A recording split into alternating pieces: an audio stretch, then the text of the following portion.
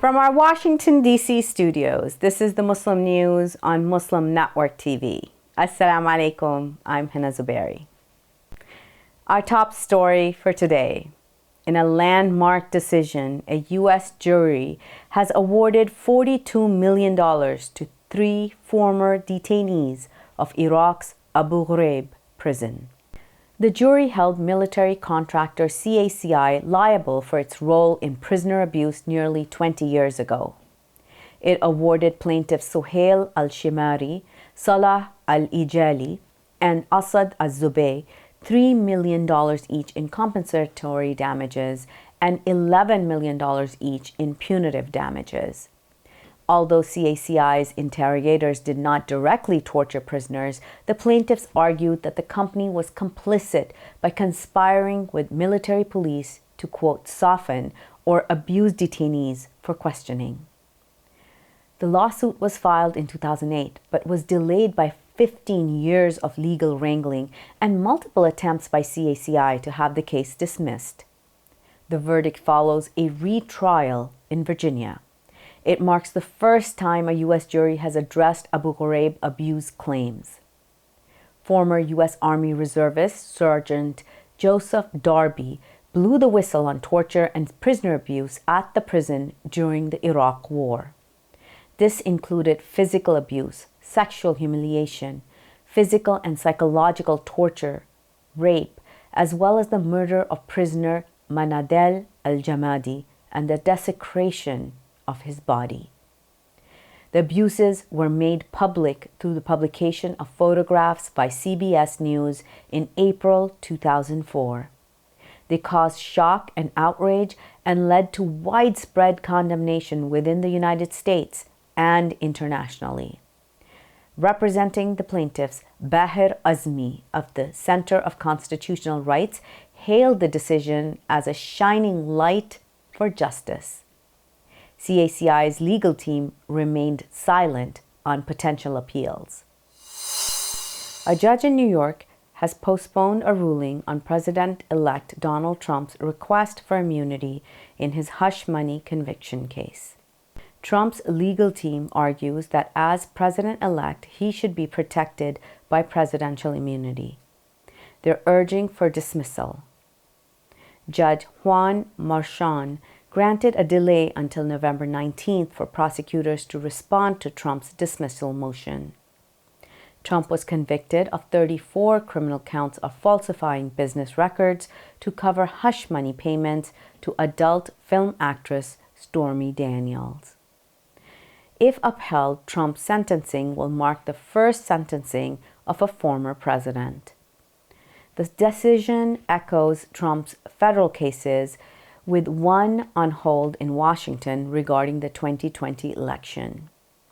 Another case is suspended in Georgia over his efforts to overturn the 2020 election's outcome.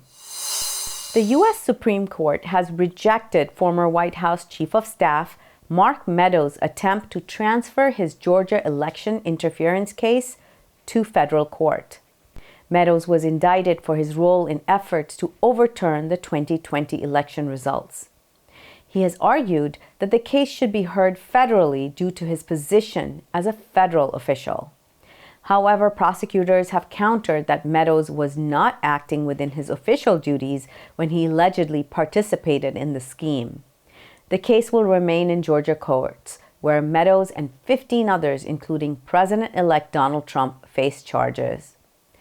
Although 4 co-defendants have pleaded guilty, Trump and Meadows have denied wrongdoing.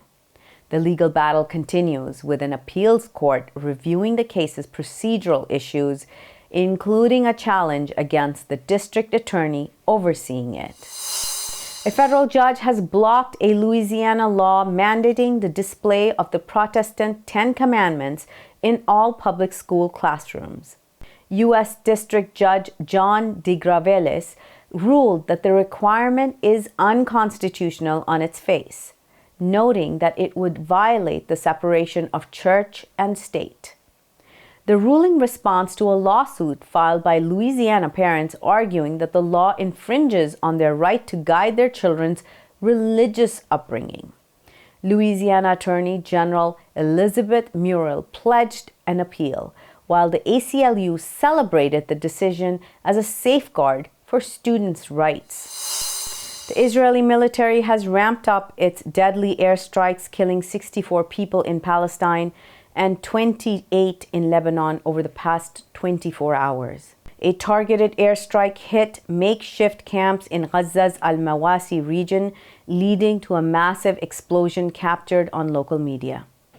Since the launch of Israel's offensive on October 5th, at least 2,000 civilians have been killed in northern Gaza alone, according to the Palestinian government media office. Medical sources reported more than 21 Palestinians have died in Israel's raids across Gaza since midnight. This includes 5 deaths from an attack near Kamal Adwan Hospital and 11 killed in northern Gaza in strikes on several homes. Additional casualties were reported from Israeli artillery and drone strikes in central Gaza and the southern city of Rafah. The UN's humanitarian agency says Israel has blocked all aid efforts to the region, leaving tens of thousands of people without food or medical supplies. Meanwhile, Israeli bombings also have targeted southern Lebanon with airstrikes near Shama and Zibqin and raids on towns in the Tyre district.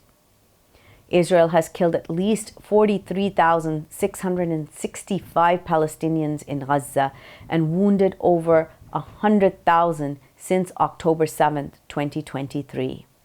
An estimate published by experts in the British medical journal The Lancet last July reported the actual number may be as high as 186,000. In Lebanon, at least 3,287 people have been killed and 14,222 wounded in Israel's attacks since the war in Gaza began. Israel faces a genocide case at the International Court of Justice for its war on Gaza. Israel's minister plans West Bank annexation by 2025. Details come after the break. Stay tuned and we'll be right back.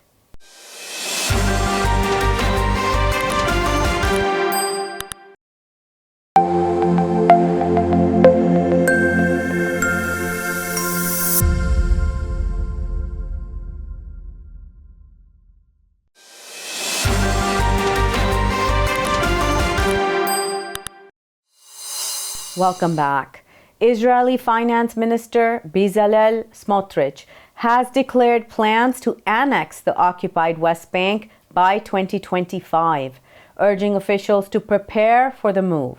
Speaking to the religious Zionist party, Smotrich emphasized that applying Israeli sovereignty to the region, referred to as Judea and Samaria, would end the Palestinian statehood agenda. Smotrich expects strong support from incoming U.S. President Donald Trump, who has previously backed Israel's actions.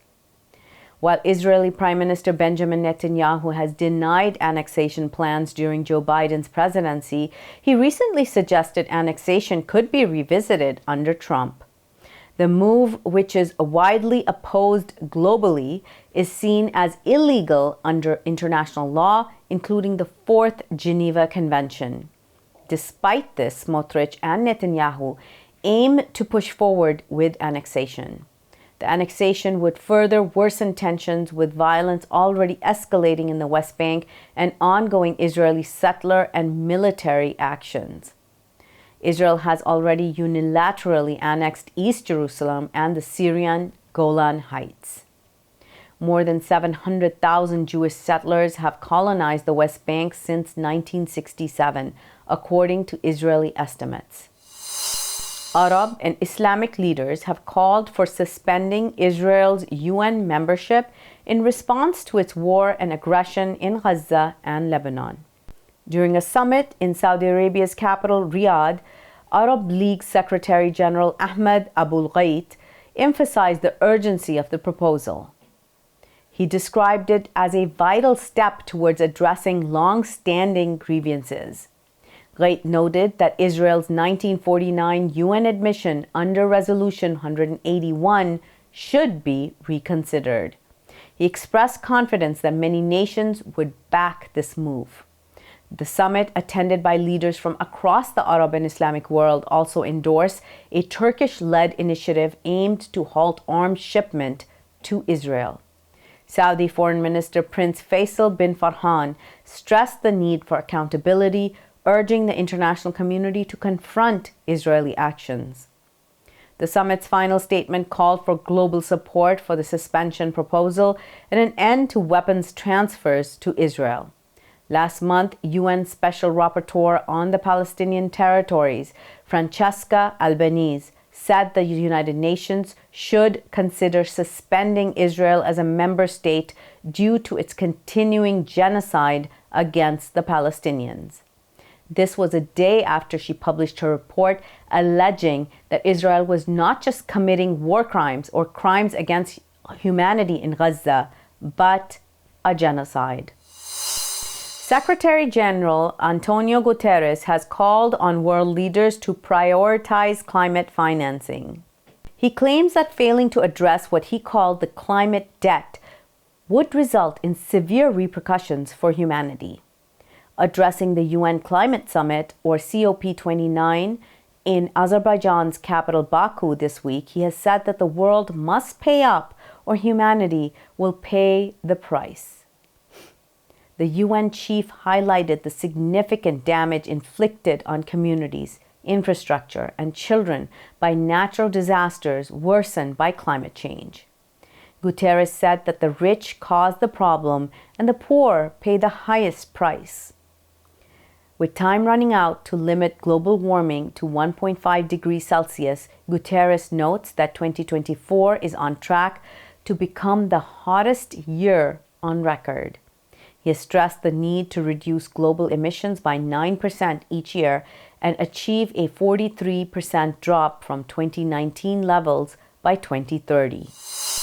Devastating flooding in South Sudan has affected approximately 1.4 million people. The UN office in the East African country said that there has been flooding in 43 counties and the Abyei administrative area. It added that more than 379,000 people were displaced in 22 counties and Abyei. The agency said a surge in malaria has been reported in many areas, overwhelming the health system and worsening the situation and impact in flood-hit areas. The severe rainfall and flooding is the worst in decades. For the first time, scientists have uncovered microplastics within human heart tissues, revealing an unsettling presence of these particles even in the heart's innermost layers. Researchers at Beijing Anzheng Hospital in China examined tissue and blood samples from 15 heart surgery patients. They discovered tens of thousands of microplastic particles in most samples. Some plastics were embedded in heart tissue prior to surgery, indicating prolonged exposure.